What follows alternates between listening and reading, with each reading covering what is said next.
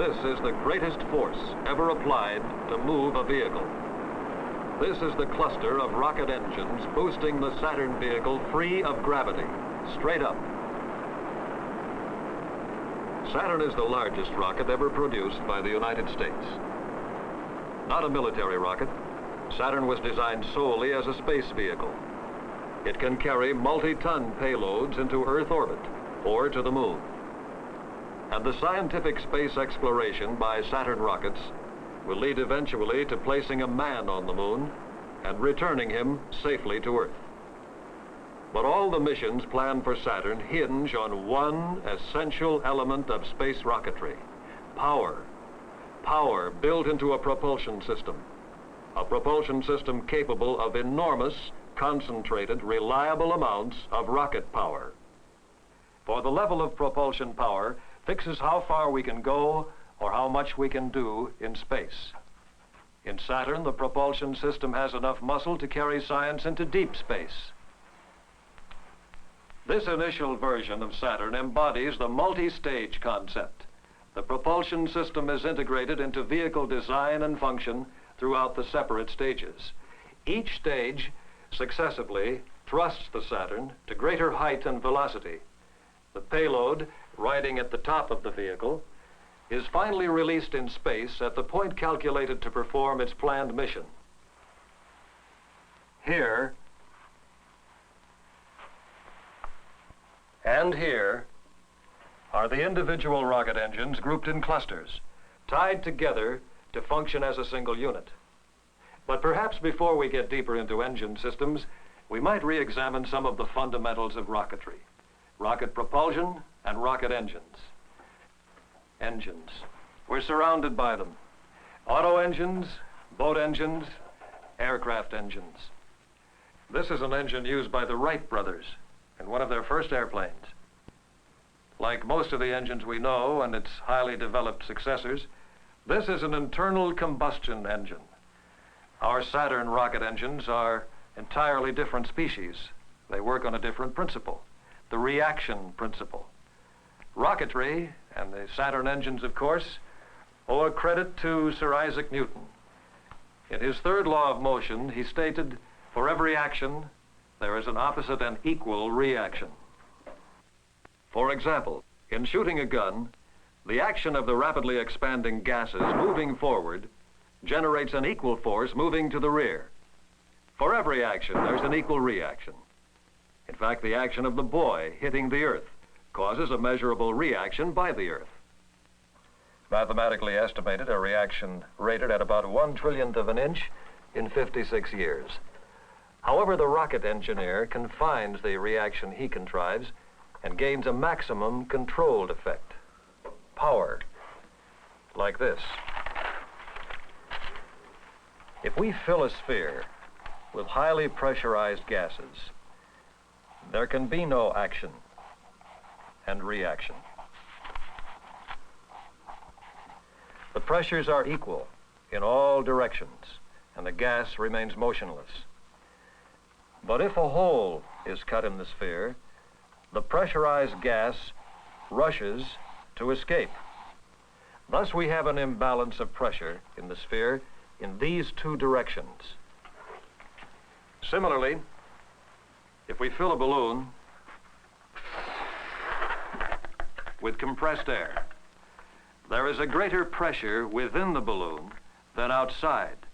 When we release the air within the balloon, the column of air escaping sets up a momentum going in one direction, and the reaction in the other direction, acting as pressure on the interior of the balloon, propels our little rocket.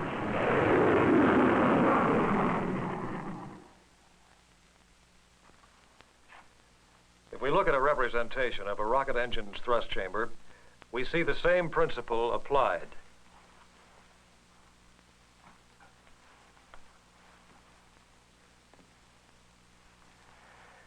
Through combustion in the thrust chamber, great amounts of energy are released.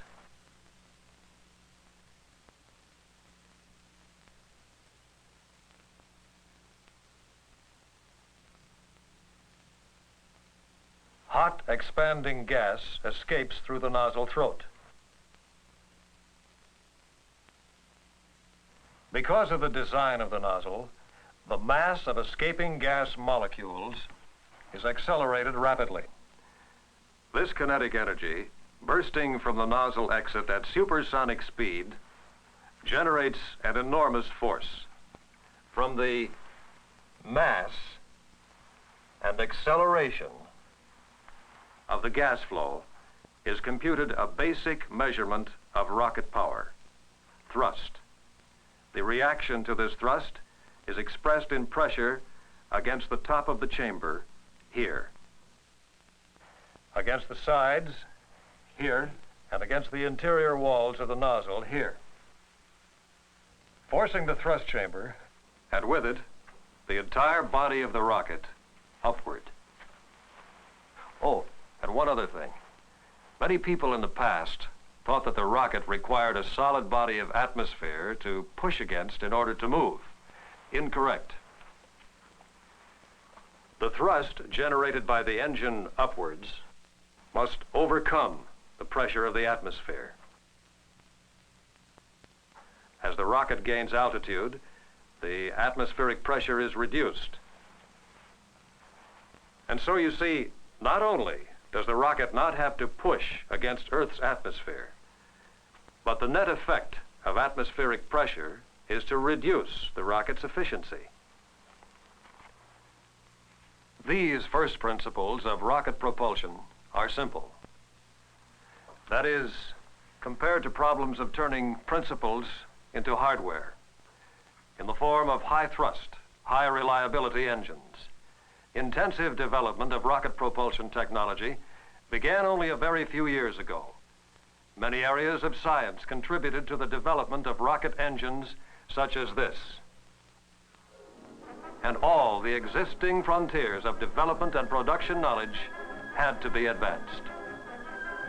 In propellant chemistry, to provide new higher energy, safely handled propellant combinations. New materials were needed. New metals, plastics, ceramics, capable of withstanding new levels of stress, shock and vibration, and heat.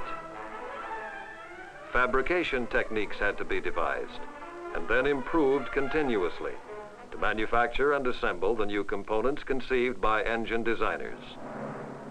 Then the test programs. When the hardware materialized, component by component, patterns of repetitive testing were developed to prove out the designs and structures, to measure performance, to build up reliability. A cycle of test, measurement, evaluation, and improvement over and over. From this technical evolution came a rocket propulsion industry and the Saturn propulsion system. All rocket engines now used by Saturn have these characteristics. All are liquid propellant engines.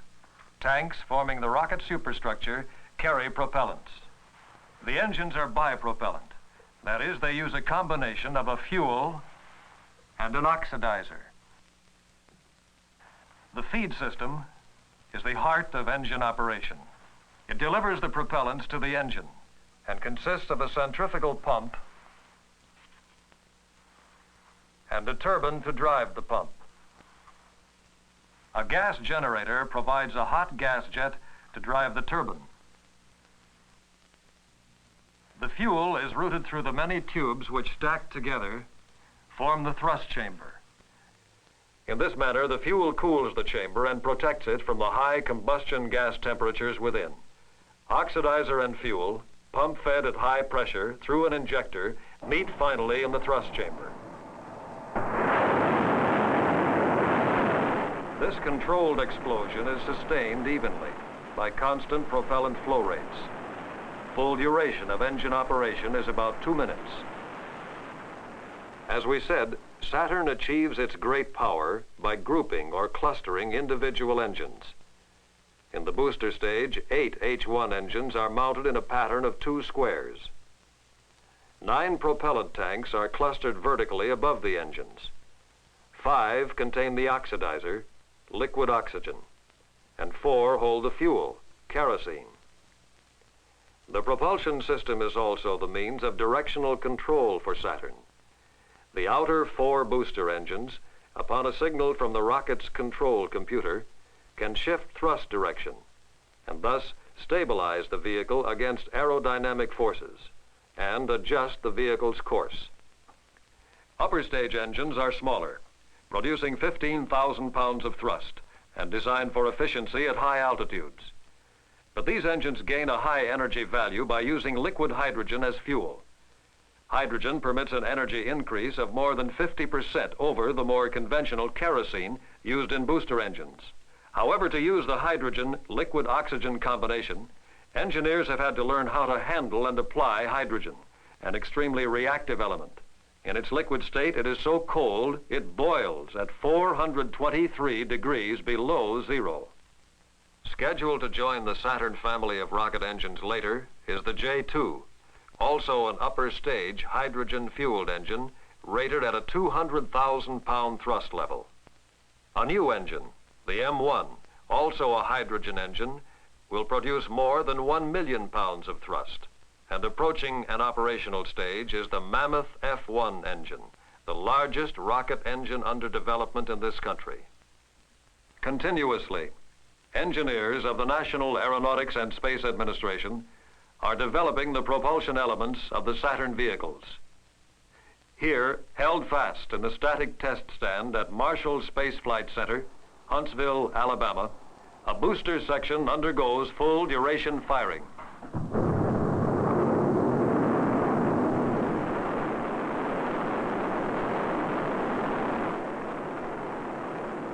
The 8 engines speak with a unified sound of 1.5 million pounds of thrust. Each of the 8 engines turns out 3 times as much propulsion as the largest jet airliner. Each engine pump, now pulling propellants from the tanks, could drain a railroad tank car in 2 minutes. And right now, the total booster power is about 32 million horsepower. If converted, it would generate electricity for any 3 western states, including Texas. All this has been said in trying to describe, by comparison, the power potential of Saturn. The power potential of Saturn. In only a few short years, the power and effectiveness of flight propulsion devices has progressed from this engine to engines comprising the propulsion system of Saturn.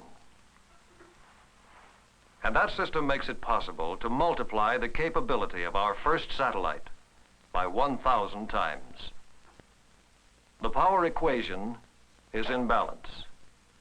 Rocket power is the key to greater accomplishments in space. Saturn propulsion systems will provide this power.